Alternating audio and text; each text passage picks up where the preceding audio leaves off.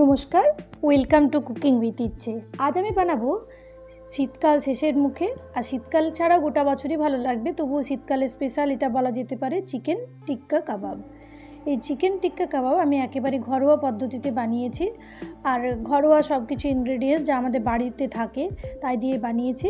এটা আমি পরিবেশন করব ধনেপাতার চাটনি দিয়ে। এই রেসিপিটা খুবই ইজি একটা রেসিপি। দেখুন আমি এই চিকেন টিক্কা কাবাবটা কিভাবে বানিয়েছি সেটা এই পর্বে আমি দেখাবো, আপনাদের সাথে শেয়ার করব। এটা আমি উনুনে বানিয়েছি। শিক কাবাব বাড়িতেই বানিয়ে নেওয়া যায়। দেখছেন আমি বাড়িতেই বানাবো, বাড়ির সমস্ত উপকরণ দিয়ে, খুব একটা ইনগ্রেডিয়েন্টস কিছু লাগবে না। আর কিভাবে বানিয়েছি সেটা আপনারা দেখবেন। আমার এই রেসিপি যদি ভালো লাগে তাহলে প্লিজ আমার চ্যানেল লাইক, শেয়ার এবং সাবস্ক্রাইব করতে ভুলবেন না। দুর্দান্ত,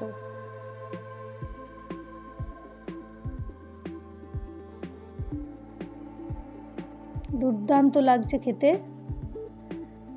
একেবারে দারুণ লাগবে।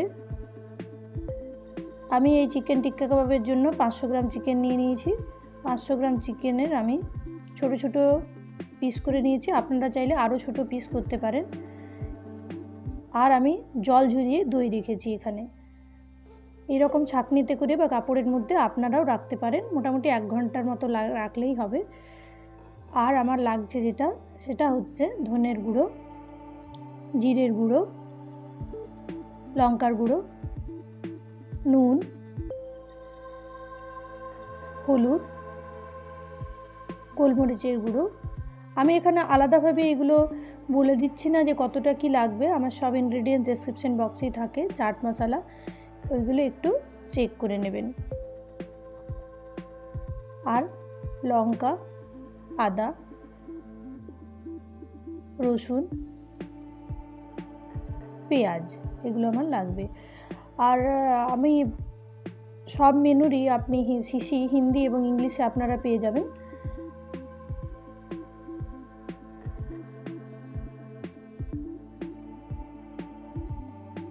সরষের তেল লাগছে। ভিডিওটি পুরোটি দেখার অনুরোধ রইল। প্রথমে আমি একটা মশলা বানাবো। রসুন, আদা আর লঙ্কা মিক্সারে, সেই জন্য আমি পেস্ট করে নেব, আর পেঁয়াজটাও আমি পেস্ট করে নেব। এইবার আমি ওই লঙ্কা, আদা আর রসুনের পেস্টটা এটার মধ্যে দেব। আপনারা চাইলে ঝাল যদি আরও বেশি খেতে চান তাহলে আরও বেশি করে লঙ্কা দিতেই পারেন, আর যদি আরও একটু স্পাইসি চান তাহলে রসুন আর আদার পরিমাণটাও একটু বাড়িয়ে দেবেন, বাড়াতে পারেন পেঁয়াজের পরিমাণটাও।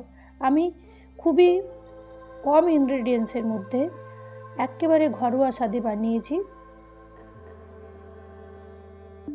বেশি কিছু ইনগ্রেডিয়েন্টস ব্যবহার করিনি। স্পাইসি হবে না তাহলে আমার, আপনাদের যেমন খেতে ইচ্ছে করবে সেইভাবে পরিমাণটা বাড়াতে পারেন আপনারা। দিয়ে দিলাম আমি পেঁয়াজ বাটা আর আদা রসুন লঙ্কার পেস্টটা। এইটাকে আমি ম্যারিনেশন করব, ভালো করে মেখে নেব। হলুদ দিয়ে দিলাম আমি, স্বাদ মতো নুন দিয়ে দিচ্ছি, দিয়ে দিচ্ছি লঙ্কার গুঁড়ো, গোলমরিচের গুঁড়ো,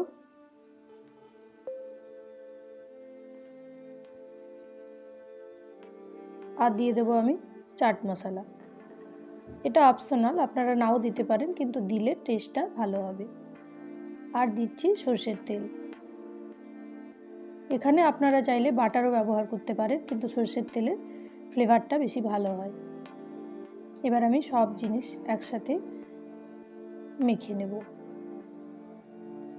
সব কিছুর একসাথে যে মিক্সিংটা তৈরি হবে সেটাতে সব ফ্লেভারগুলো আস্তে আস্তে ঢুকবে, দারুণ খেতে লাগবে। টিক্কার কথা মনে পড়লে মুখে একেবারে জল চলে আসে, বলুন। লোভনীয় একটা ডিশ। ধনের গুঁড়ো দিয়ে দিলাম, দিয়ে দিচ্ছি জিরের গুঁড়ো। ভালো করে আবার এগুলোকে আমি মেখে নেব এটার সাথে।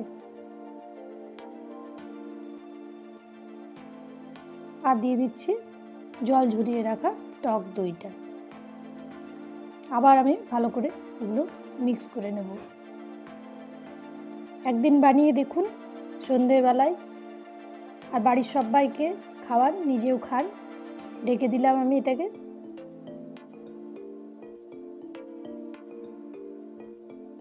মোটামুটি 2 ঘন্টার মতো আমি ঢেকে রেখেছিলাম। 2 ঘন্টার বেশি রাখতে গেলে ফ্রিজে রাখতে হবে। গরম মশলা দিয়ে দিলাম এই পর্যায়ে আমি। এবার ভালো করে মেখে নিচ্ছি।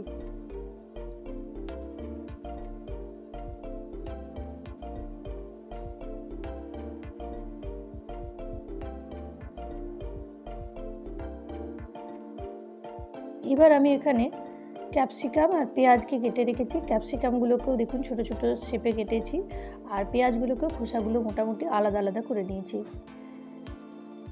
ক্যাপসিকাম আমি একটার মতো ব্যবহার করেছি এখানে, আর পেঁয়াজও আমি বড় একটা পেঁয়াজ আর বড় একটা ক্যাপসিকাম ব্যবহার করেছি। এবার প্রথমেই করতে হবে যেটা, এগুলোকে গেঁথে নিতে হবে।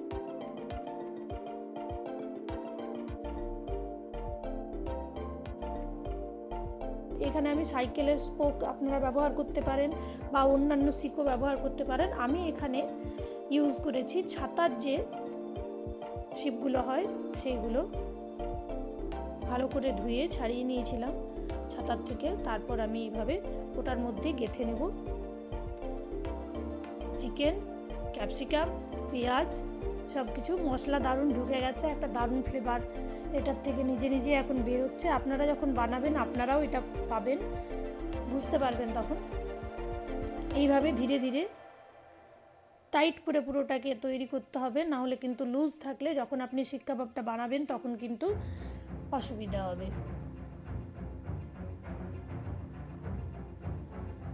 এভাবে আমি পুরোটা করে বানাবো, একটু একটু করে একটাতে গেঁথে নেব শিকের মধ্যে।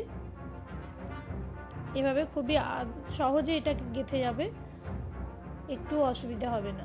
এবার আমি এটার মধ্যে সরষের তেল দিয়ে দেবো দুপাশেই, আর যখন এটা বানাবো তখনও মাঝে মাঝে সরষের তেলটা দিতে হবে।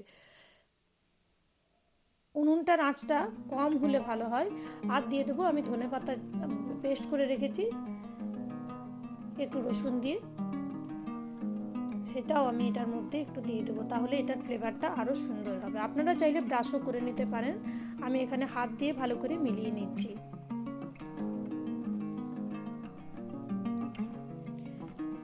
আমার এটা মোটামুটি তৈরি হয়ে গেছে পুরো প্রসেসটা। এবার আমাকে উনুনে এগুলোকে ভালো করে ঝলসে নিতে হবে। এর জন্য আমি উনুনের উপরে দুটো শিপ দিয়ে দিয়েছি মোটা, আর আমরা যেটাতে রুটি বানাই সেটাতে আমি এটাকে বানাচ্ছি।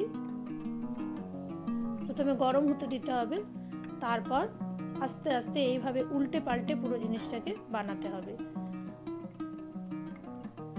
খেয়াল রাখবেন যেন না বেশি পুড়ে যায়। আঁচ বেশি থাকলে এইভাবে একটু উপরে তুলে পুরোটাকে আমার রেডি করতে হবে। আর গ্যাসে কিভাবে বানানো হবে সেটা আমি পরে আপনাদের সাথে শেয়ার করব।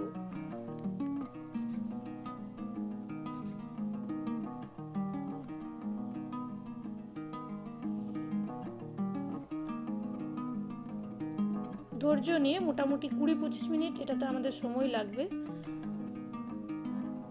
আর দেখুন সেদ্ধ হয়ে গেছে আমার চিকেন সেদ্ধ হয়েছে, মানে সব কিছুই আমাদের সেদ্ধ হয়ে গেছে। এবার পরিবেশন করুন।